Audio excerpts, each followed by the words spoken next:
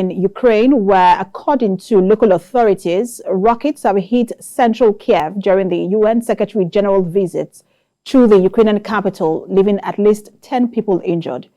Ukrainian rescue officials say at least 10 people have been injured after the two explosions hit the capital. Ukraine's Foreign Minister Dmytro Kuleba condemned the attack, describing it as a heinous act of barbarism. The attack came an hour after Ukrainian President Volodymyr Zelenskyy held a news conference with UN Secretary-General António Guterres, who said Ukraine has become an epicenter of unbearable heartache and pain. Mr. Guterres was speaking to journalists at the presidential palace. He said the council had failed to prevent or end the war in Ukraine. We'll have more in this report.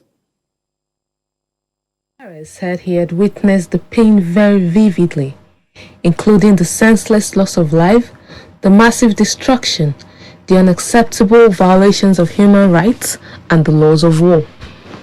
According to the UN chief, it is vital that the International Criminal Court and other UN mechanisms conduct their work so that there can be real accountability.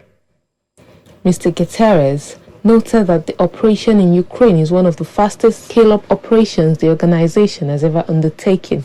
This is one of the fastest scale-up operations we have ever undertaken, and we are very much aware that not everything is perfect.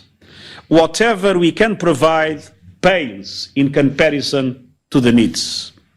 And I'm here to pledge that we will boost our efforts across the board, coordinating with the Ukrainian government every step of the way. There are currently more than 1,400 UN staff in the country, the vast majority of whom are Ukrainian nationals. They are on the ground in 9 operational hubs and 30 locations.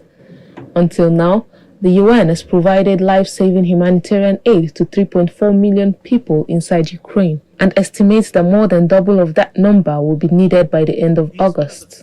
Mr. Guterres also recalled some more recent estimates according to which, in a worst-case scenario, more than 25 million people could be in need of humanitarian assistance by the end of this year.